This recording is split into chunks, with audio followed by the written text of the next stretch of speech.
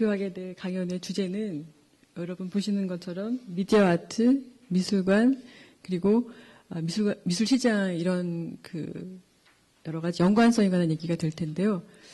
함께 보시도록 하겠습니다. 우선은 이걸 시작하기 전에 미디어 아트, 미술관, 그리고 아트마켓이라는 것이 사실은 세 가지가 굉장히 다른 분야예요. 그렇죠? 여러분 아시다시피 미디어 아트 우리 금방 이일남 선생님께서 소개해 주신 여러 다양한 범위 안에서 전자기계 기술에 의해서 만들어져서 제작돼서 이제 예술 작품으로 이렇게 우리에게 소개되어지는 것들 중에 일부분인데, 그것과 미술관이라는 것은 굉장히 전통적인 기관이잖아요. 여러분 아시다시피요. 그러니까 우리가 알고 있는 현대 미술관은 사실 그 역사가 400여 년 정도밖에 되질 않아요. 16세기에 미술관 첫 이론이 정립되고 나서 이어져 온 그 역사를 가지고 전통, 규율, 관습, 그리고 미술관 자체의 어떤 카테고리와 그리고 규범화를 가지고 이제 시대의 역사를 정리하고 그리고 예술 작품의 어떤 가치와 의미를 정립해내는 그런 기관인데, 사실 미디어 아트라는 것은 19세기 이후부터 여러분 발전이 되어 온 것이기 때문에 역사가 짧아요. 그런 곳에서 미술관이라는 전문기관, 문화예술을 담당하는 사회에 속한 전문기관이 이런 역사가 짧은 전자기기 예술을 마주했을 때 서로 어떻게 할까 조화가 될 수 없는 그런 출발부터 시작을 했었어요. 그런데 이 둘을 가지고 우리가 오늘날 미술시장이라는 것을 얘기를 한다는 것이죠. 과연 어떤 그런 현상이 일어나는 것인지 한번 함께 보도록 하겠습니다. 그럼 우선 미디어 아트. 우리가 알고 있는 미디어 아트는요, 사실은 여러분 보시는 것처럼 여기 앞에 전자기계기술이라는 말이 생략된 것이에요. 그래서 이것을 줄여서, 죄송합니다. 다시 앞으로. 서툴러서. 리저 포인트를 누른다는 것이 잘못 눌렀어요. 그래서 이 미디어라는 것은 라틴어에서는 미디엄의 복수죠. 여러분이 아시는 것처럼 이 뜻이 이제 중간에 있어서 센터에 있어서 A와 B 사이에 있어서 연결을 해주는 트랜스퍼 역할을 하는 어떤 매체 역할을 하는 것이죠. 그래서 전자기계 기술을 이용한 전자기계 기술이라는 매체를 이용해서 생산되고 제작된 창작 작품을 미디어 아트라고 하죠.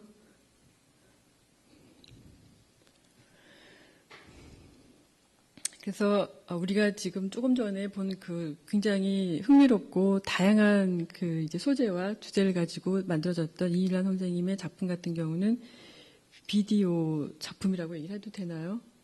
그죠? 근데 컴퓨터와 융합이 돼 있어요. 그래서 이제 이것을 쉽게 줄여서 또 잘못 내려갔어요. 그래서 이것을 21세기 오면서 20세기 말 21세기 오면서 디지털 아트라는 단어로 용어로 개념으로 정립을 새로 해가고 있습니다. 그래서 지금 제가 설명드리고자 하는 것은 미디어 아트에는 포토와 필름이 있고 비디오, 컴퓨터, 모바일 등 제가 지금 말씀드린 디지털 아트로 요약이 되는데, 포토와 필름을 올드 미디어 아트라고 그러고 비디오부터 이제 시작되는 미디어 아트를 뉴 미디어 아트라는 얘기로 구분을 해요. 시대별로. 그러니까 19세기에 발견돼서 이제 발전을 거듭하면서 예술 작품을 생산하는 매개로 자리해갔던 포토와 필름을 올드 미디어 아트, 비디오부터 시작되는 이제 20세기의 미디어 아트를 뉴 미디어 아트라고 한다는 것 상식적으로 알아두시면 좋을 것 같아요. 그런데 여러분 조금 전에 정영돈 선생님께서 발표해 주신 백남준 선생님의 TV 부다 작품 기억하시죠? 네, 백남준 선생님께서 비디오 예술의 출발을 여신 선구자가 되신다는 것. 그래서 서양 미술사에서 비디오 발전, 그러니까 20세기 미디어 아트를 얘기할 때 굉장히 중요한 인물로 거론이 되어지는 이유이기도 하죠.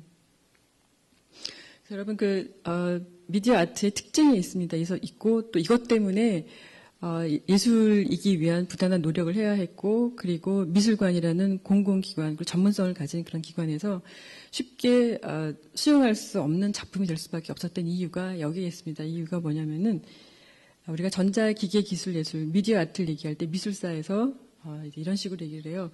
그러니까 인간의 손에 의해서 제작되지 않았다는 얘기를 하죠. 붓으로, 그리고 판화나 조각같이 손으로 다듬고 그리고 이렇게 붙이거나 떼거나 이렇게 해서 정성이 들어가서 그죠 예술가의 손끝에 어떤 그런 재능과 잠재력인 예술가의 힘을 가지고 장착된 작품이 아니라 기계 기술에 의해서 만들어진 작품이니까 그 이유가 여기에 있어요. 로버트 캠핑이라는 분이 제작하신 건데요. 15세기 중반경인데요. 이제 성스러운 베로니카라는 작품이 있어요. 여기 보시면은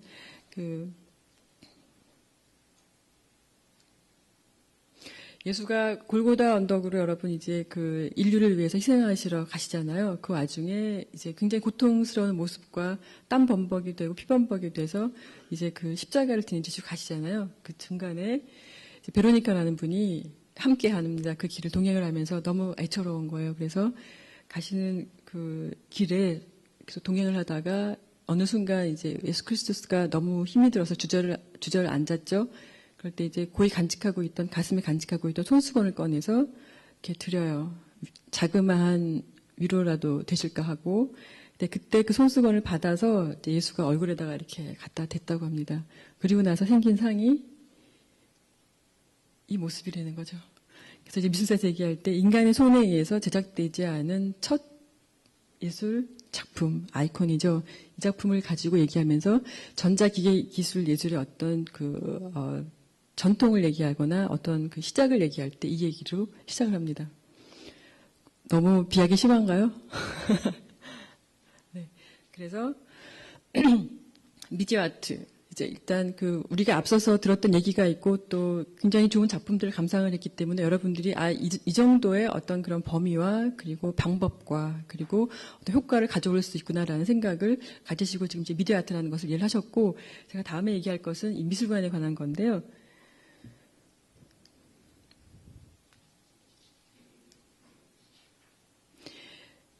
아까도 루브르에 있는 그 모든 작품들을 가지고 와서 자신 고유의 창작품으로 만들어내시는 이제 작업을 지금 하고 계시는 선생님이 작품이신데, 이제 제가 말씀드리려는 게 여러분이 알고 계시는 우리가 오늘 알고 있는 뮤지엄, 미술관, 박물관의 그 중요한 사회적인 기능 그리고 존재하는 이유이자 목적인 게 있어요. 그것이 뭐냐면 보시다시피 수집, 보관, 연구, 중재예요. 여기서 가장 중요한 것이 수집인데 미술관이 존재하는 이유이죠. 수집을 기초로 미술관이라는 뮤지엄이라는 기관이 형성되기 시작했고 그것을 바탕으로 수집된 것을 보관하기 위해서 또 다른 그 기관들이 생겨나고 소속되어 있는 기관이 생겨나고 그 수집되고 보관하면서 연구를 하면서 시대의 연구를 하죠. 그죠? 그리고 문명의 발전을 이 얘기를 할 수 있는 그런 연구의 과정을 거쳐요. 그러고 나서 그 결과와 작품을 가지고 의미와 가치를 부여한 그 결과물을 가지고 중재, 전시라는 것을 하죠.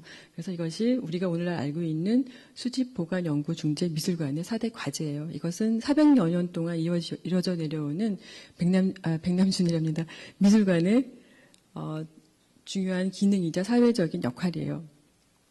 그런데 여러분 흔히 알고 계시는 뮤즈, 그래서 뮤지엄은 뮤즈들이 살고 있는 곳이라는 얘기를 하잖아요. 그것은 이제 아까 지금 금방 제가 언급드린 그 전자기계 기술 예술의 어떤 그런 그 출발을 얘기할 때 그 성스러운 베로니카 작품을 가지고 와서 얘기하는 것과 마찬가지로 그 어떤 기원이 있다는 거죠. 그것을 이제 그 그리스 로마 시대 때 그 아테네 그 뮤즈가 살았던 아폴로 얘기를 가지고 오면서 뮤지엄이라는 곳의 얘기를 가지고 와서 이제 그 전통을 이어내려오는데 실질적인 오늘날 우리가 아는 현대적인 의미에서 20세기, 21세기에 와서 우리가 이해하는 미술관의 그 기원은 16세기부터예요. 그때 이제 미술관 첫 이론이 독일에서 정립이 됩니다. 그런데 그 중요한 이유가 그 출발이 중요하지만 보다 더 중요한 이유는 그 첫 미술관 이론이 정립되고 나서 미술관이라는 곳은 공공기관이며 그 공공기관이 가지고 있는 4대 과제가 있다. 이 두 가지 슬로건을 가지고 오픈한 미술관이 루브르죠. 그래서 오늘날 루브르를 우리가 현대 미술관의 첫 출발로 얘기를 합니다. 이렇게 해서 이제 미술관, 미디어 아트의 어떤 그런 근본적인 것을 풀었는데요. 두 가지가 어떻게 만나느냐. 사실은 쉽지 않은 그런 그 사진이 등장하면서 19세기 중반에 그리고 이제 조금 있다가 필름이 등장을 하죠. 하면서 굉장히 어려운 고난의 길을 겪어요. 예술이기 위한 몸부림을 치죠. 그러면서 뮤지엄에서 감당할 수 없다기보다 기존의 전통이 있잖아요. 조각이 있고 회화가 있고 판화가 있고 건축이 있는데 그 기존에 정해놓은 전통의 틀에 맞지 않은 작품이 되는 거죠. 그러니까 첫째가 인간의 손에 의해서 만들어지지 않은 거죠. 둘째는 기계기술 문명에 의해서 발전하는 그 매체를 가지고 늘 새로운 작품을 생산하기 때문에 어떠한 가치를 부여해야 될지, 어떤 의미를 부여해야 될지에 대한 그 틀이 마련되지 않았던 때인 거예요. 그럴 때 그런 과정을 거쳐서 80년대에 오면서 매스미디어 시대가 열립니다, 여러분. 그래서 대중매체라는 TV, 그다음에 비디오 이런 것들이 이제 전 세계 지구화를 이루죠. 이러면서 각 가정에 아프리카 외지까지 인도 가장 가난하다는 인도의 그 외진국까지 텔레비라는 것이 마치 코카콜라가 곳곳에 스며들듯이 TV라는 매체가 등장하게 되죠. 그러면서 TV라는 것이 커뮤니케이션 매체만이 아니라 엔터테인먼트의 매체만이 아니라 교육적인 그리고 실생활에 필요한 모든 정보를 가진 매스미디어가 될 수 있다라는 그런 그 일반적인 흐름이 생성이 돼요. 그러면서 이제 비디오 예술, 미디어 예술하는 예술가들에게도 큰 힘이 되죠. 그리고 기계기술이 발달을 하면서 문명이 발달하지 않습니까? 그러면서 거기에 따른 문화도 함께 발전을 하면서 기술 문화라는 것이 발전을 하게 돼요. 그러면서 이 변화하는 시대에 따른 사회에 속해 있는 공공미술관이 변화하는 시대를 읽게 되죠. 그리고 그 흐름에 맞춰서 작품을 생산하고 시대를 얘기하려고 하는 예술가들의 작품을 모아서 전시를 합니다. 그런데 그 전통이 60년대 오면서 이어지죠. 그러니까 제가 알기로는 아니면 다른 의견이 있으신 말씀해 주셔도 좋습니다. 제가 알기로는 미디어 아트, 그러니까 포토, 필름, 비디오도 그렇고요. 1960년대 말쯤에, 그러니까 중반쯤에 서서히 일어나기 시작해서 60년대 말쯤에 미술관에서 전시가 되고 소장이 될까 되지 말까라는 그런 조짐이 일어납니다. 그래서 이제 시작이 된 것이 미국이에요. 그래서 모마에서 처음 그 사진이라는 이제 그 미디어, 그러니까 매체를 가지고 작품을 완성한 것을 예술로 인정을 하는 액션을 벌이죠. 그래서 소장을 하게 되는데, 그리고 나서, 이제 그 시작은 항상 유럽이에요, 여러분. 그러니까 미술관의 출발도 유럽이었고, 미디어 예술, 특히 우리가 알고 있는 사진도 그렇고, 필름도 그렇고, 비디오의 출현도 사실은 유럽이죠. 잘 알고 계시는 이제 사진은 프랑스에서 시작이 됐고, 그 미디어 아트, 20세기 뉴 미디어 아트의 시작인 비디오 아트, 백남 선생님은 독일의 부퍼탈에서 비디오 아트의 첫 시작을 알리지 않았습니까? 1963년에. 그래서 그 전통을 이어서, 그러니까 미디어 아트가 미술관에서 전시되고 수집되기 시작한 그 역사는 40년 정도밖에 되지를 않아요. 비디오 아트. 그런데, 길게 보면 30년대 6대 시작되면 70년 정도밖에 되지가 않는 거죠. 그 짧은 시간 안에 어떠한 일들이 있는지 지금 함께 보도록 하겠습니다. 지금 베를린의 함부르거 바노프라는 현대 미술관이 있습니다. 이 미술관은 1996년도에 이제 복구가 시작이 돼서 2000년도에 오픈을 했는데 어떤 곳이냐면 함부르거 바노프잖아요. 함부르크라는 도시가 있어요. 북쪽에 있고 이제 함부르크와 그 베를린 사이를 왔다 갔다 하던 첫 그 기차가 다니던 역이에요. 그 역사가 보입니까? 여기를 수리를 해서요. 1996년 여기도 역사 아닌데요. 수리를 해서 지금 이렇게 미술관을 뮤지엄으로 만들어서 안에 들어가면 굉장히 근사해요. 가보신 분 계실 것 같아요. 그렇죠? 여기서 어떤 전시가 되고 있냐면 1월부터 제가 지금 받으신 인포메이션에 보면 제목이 뭐라고 돼 있죠? 여러분 라이브 투 테이프인가요? 그죠? 라이브 투 테이프라는 전시가 이루어지고 있는데 이 라이브 투 테이프, 그러니까 이전에 70년대, 80년대에 어떤 식으로 움직이는 뮤빙 이미지가 비디오 테이프에 옮겨져서 작품으로 되는지에 대한 얘기를 하고 있는 거예요. 라이브 투 테이프. 그러니까 움직이는 이미지를 녹화를 해서 편집을 해서 테이프로 남겨놓는 거죠. 그래서 라이브 투 테이프. 그 시대, 70년대, 80년대에 만들어진 비디오 작품을 가지고 전시를 합니다, 지금. 이 전시가 이루어지는 것이 미술관에서 기획을 해서 이제 프로그램을 만들어서 단독적인 어떤 기획전이 아니라 이 작품을 구입하신 분이 계세요. 거기에 적혀있는 대로 슈타이너라는 컬렉터이자 갤러리스트이자 예술가이시기도 하신 분인데요.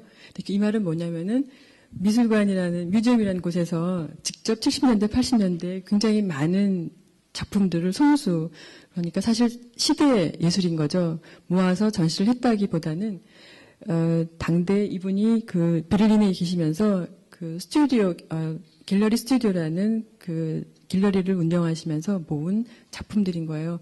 그러니까 보다 쉽게 그리고 보다 빠르게 그리고 다른 분들보다 많은 정보를 가지고 비디오라는 작품에 접근하시고 작가들과의 어떤 교류를 통해서 미디어 작품이 앞으로 어떤 식으로 흘러가고 만들어가야 되겠다. 그리고 이것이 어떤 식의 역사화를 이루는 과정을 거쳐야 되겠다는 생각을 미리 하셨던 거죠.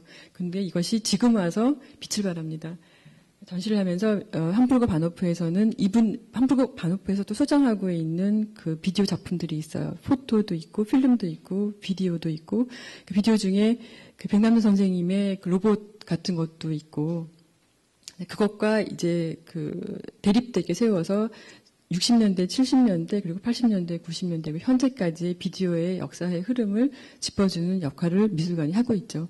그러니까 어떤 컬렉션의 수집의 역사를 얘기하는 것만이 아니라 이것을 가지고 어떤 식의 보존과 그리고 연구와 그 연구를 통해서 어떤 식의 흐름을 이해를 하고 앞으로의 비디오 예술의 미래를 우리가 이겨낼 수 있을까에 대한 준비를 하고 있는 것이죠. 전시된 작품 중에 일부인데요. 여기는 릴 피카르다는 분이 여자분인데요. 제목이 재밌습니다, 여러분. 이 여자 이름과 그리고 여기는 퍼리퀴는 독일어인데요. 가발이라는 말의 독일어예요. 그러니까 가발을 쓴 릴 피카르드죠. 동영상 함께 볼 수 없어서 굉장히 아쉬운데요. 별 특별한 액션은 없는데 당시 60년대 말 70년대 초 유행했던 개념 컨셉션 아트, 그다음에 미니멀리즘의 강한 그런 류의 작품들이 여기 이렇게 전시가 되고 있어요.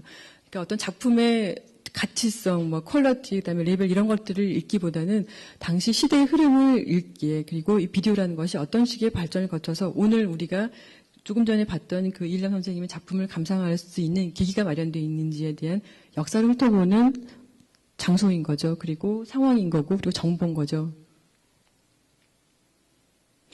그런 다음에 그 독일에서 처음 1970년 초봄에 비디오 테이프이 소장이 돼요. 처음으로 1월 달인데요. 그 첫 소장을 한 미술관 이름이 리히아츠 발라프 미술관이라는 곳인데 지금 보여드리는 이 루드비히 뮤지엄 바로 옆에 있어요. 옆에 있는데 굉장히 조그마한 미술관이 되었는데 지금 이 루드비히 뮤지엄이 굉장히 커지면서 쾰른에 있어요. 쾰른에 가보신 분은 아시겠지만 여기 쾰른 대성당이 보입니다. 여기서 70년대부터 그 컬렉션을 했기 때문에 그 그러니까 포토, 필름, 비디오, 그 다음에 비디오 조각, 그리고 지금 와서 이제 컴퓨터 아트, 그래서 인터액션 아트를 해서 또 다른 장르를 만들어서 범주화를 시키는 계획이 진행되고 있는데요. 이제 이 루드빅 미술관만큼 굉장히 체계적인 그리고 범주화를 시켜서 그 이제 미디어 아트, 올드와 뉴 미디어 아트의 구분과 그 시대성과 그리고 작품의 다양성을 가지고 있는 미술관도 드물기도 합니다. 시간 거의 얼마나 남았나요? 빨리 할까요? 네. 그래서 70년도에 그 이제 비디오, 그러니까 이제 여러분 60년대에 엑스페리멘트 필름이라는 것이 그런 용어가 있고 70년대 중반쯤 오면서 비디오 필름, 아트 비디오라는 이런 용어가 생겨나요. 그러니까 그때만 해도 비디오라는 매체가 생겨나긴 했으나 이것이 어떤 식으로 이제 예술 매체로 이용이 되고 그리고 또 작가들이 이용을 해서 작품을 만들어내는지에 대한 그런 정보가 그리고 작품으로 승화되기에 많은 시간이 필요했었기 때문에 그 이전에 19세기부터 봐왔던 필름이라는 그 움직이잖아요. 그죠? 이미지들이 움직이니까 거기에 익숙해 있던 눈은 우리는 이제 그 눈으로 그러니까 필름에 익숙해져 있던 그 눈으로 비디오를 보는 거죠. 그래서 이해하기 쉽게 필름 비디오. 그러니까 필름은 필름인데 비디오 위에 찍혀 있는 필름인 거죠. 그다음에 아트 비디오. 그러니까 우리가 흔히 보는 텔레비에서 보는 엔터테인먼트, 그다음에 광고나 어떤 홍보, 그리고 오락을 위한 그런 이미지들이 아니라 그 예술을 위한, 아트를 위한 그 비디오다라 그래서 아트 비디오라는 얘기를 앞에다 붙였다 그래요. 그런 시대에 작품을 모으면서 그 루드빅 무좀에서 모으면서 이제 그때는 모을 때는 그냥 필름과 비디오라는 그 섹션을 만들어가지고 그 카테고리 안에서 작품을 수정을 했다 그래요. 제가 독일에서 논문을 쓰면서도 그곳에 가서 이제 아카이브실에 가서 문의를 했을 때도 우선 그 범위부터 봐야 했어요. 그런데 이제 20세기 후반으로 넘어오면서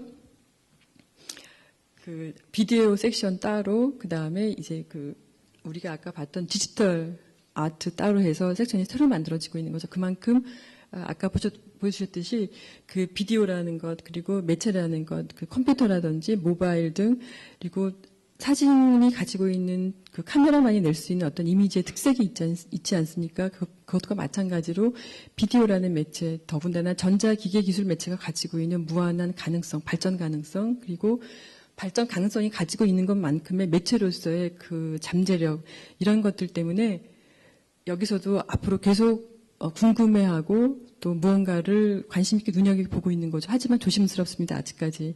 왜냐하면 늘 발전하고 변화하는 기계 기술이잖아요. 그렇죠? 오늘 여러분 다 가지고 계신 그 모바일도 마찬가지죠. 2년 전에 약정을 하지만 1년만 지나도 벌써 한 것처럼 되잖아요. 늘 발전을 하니까.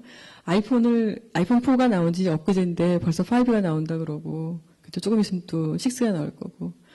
근데 그런 그 발전 속에서 작품들이 어떤 식으로 발전할까에 대한 그런 기대감, 두려움인 거죠. 하지만 기대를 저버리고 있지 않다는 것. 그래서 지금 보여드리는 것처럼 이런 그 고전적인 사진과 이 움직이는 이미지를 함께 엮어서 작품을 구입하는 경우도 많이 있어요.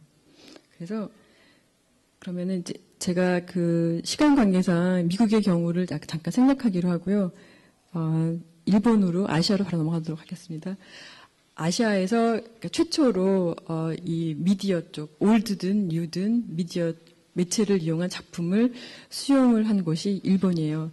일본은 19세기 중반에 그 유럽과의 문물 교방을 통해서 엄청난 그 현대화를, 근현대화를 이뤄가지 않았습니까?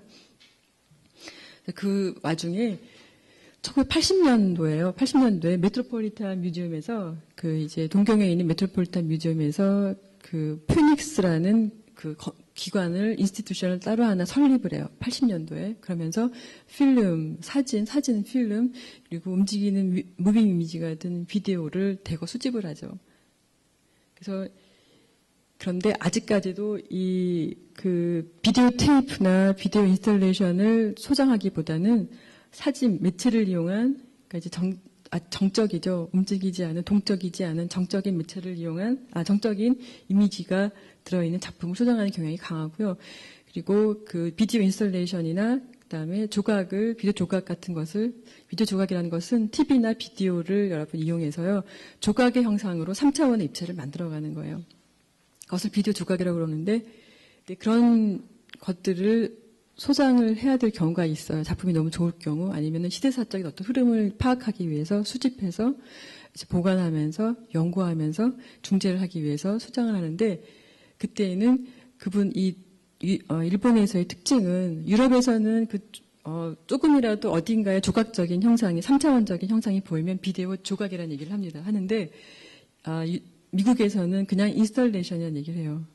하는데, 일본에서는 특이하게도 로봇 형상이 보이면 로봇이라고 갖다가 붙이고, 조각이라는 스컬프처라는 고전적인 그 카테고리 안에다가 넣고 조각 안에 고전이 있고 현대가 있는 거죠. 그래서 그 현대 예술의 일부분으로 비디오 조각이 들어가요. 굉장히 다른 어떤 양상인데, 그런 그 조짐이라는 것은 여러분 어쨌든 거부하다기보다는 수용의, 그리고 수집을 위한, 수용의 길을 열기 위해 어떤 흔적이자 노력이 흔적이죠. 그래서 이런 것들이 점점 확대가 돼가면서 앞으로 미디어 아트, 올드든 뉴든 미디어 아트라는 것을 창작하시는 분들, 그리고 그런 매체를 이용해서 작품 활동을 하시는 분들에게 좋은 어떤 미래가 되지 않을까라는 생각을 합니다. 그래서 이렇게 해서 짧게 요약을 해서 미디어 아트 미술관 사실은 미디어 아트는 굉장히 진보의 길을 걸었다고 해도 과언이 아니에요. 그러니까 60년대 초반에 그러니까 60년대 초반이면 여러분 45년도 2차 대전이 끝나고 그 2차 대전의 그 잔재가 남아서 굉장히 어려울 때죠. 그죠? 어려울 때 그 전후 아방가드라는 그런 타이틀을 걸고 굉장히 과격한 진보 세력의 아방가드 예술이 등장을 합니다. 그래서 네오다다가 등장을 하고 아까 우리가 같이 봤던 그 음악에서도 새로운 음악의 흐름이 흘러나오고 그 음악을 바탕으로 이제 또 새로운 조형 예술의 길이 열리기 시작하고 그것에 큰 흐름을 주도했던 것이 네오다다 플럭서스죠. 플럭서스는 그 전통을 거부하기로 했기로 유명하지 않습니까? 그죠? 안티 아트 그래서 그러면서 이제 미술관에서 전시를 하면서 이제 퍼포먼스를 벌이고 액션 그 뮤직을 취하면서 전시가 끝나고 나오면은 전시가 됐던 것을 전부 쓸어버리죠. 콩을 뿌렸거나 아니면 쌀을 하면서 했던 그 페스티벌의 마지막인 그 흔적을 빗자루로 쓸면서 페스티벌이나 그 이제 그 액션의 행위를 마무리를 지었어요. 그러니까 여러분 끝나고 났는데 아무것도 남지 않은 예술. 결국은 보관할 수 없게 만드는 저항인 것이죠. 그렇게 저항을 하던 그 미디어 아트가 미술관에서 수집이 되는데 이 미술관은 보수의 상징이죠. 그러니까 진보와 보수가 만나서 이뤄내는 그 결과는 엄청난 역사화라는 거죠. 그리고 미래에 다가오는 미디어 아트의 어떤 그런 새로운 길, 그리고 우리가 이해해야 되는 어떤 방법, 이런 것들을 모색할 수 있는 길을 열어주는, 사실은 독립적으로 존재할 수 없는 것들인 거죠. 그것에 의해서 미술시장이라는 것이 형성이 되고, 앞으로 굉장한 그 활성화가 될 수 있는 여러 가지 길이 지금 마련되고 있지 않은가 합니다. 그래서 그 마지막에 제가 적어드렸던 그 오스트리아 린츠에서 해마다 열리는 그 아스 엘렉트로니카라든지 그죠? 그리고 트란스미디알리아라고 베를린에서 2년마다 열리는 것이 있고 그리고 또 마지막에 제가 뭐라고 적었나요? 네? 마지막에 미디어 스페이스 그렇죠?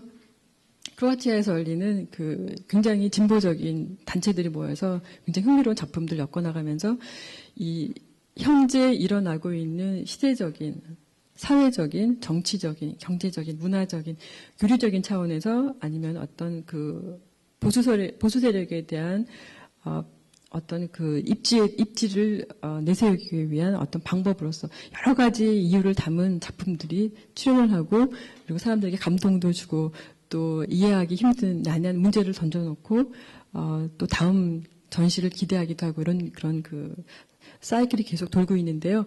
아마도 저는 그렇게 생각합니다. 그 앞으로의 미래는 밝지 않을까. 여러분들도 기대 많이 해주시고요. 이상으로 강연을 마치겠습니다. 감사합니다.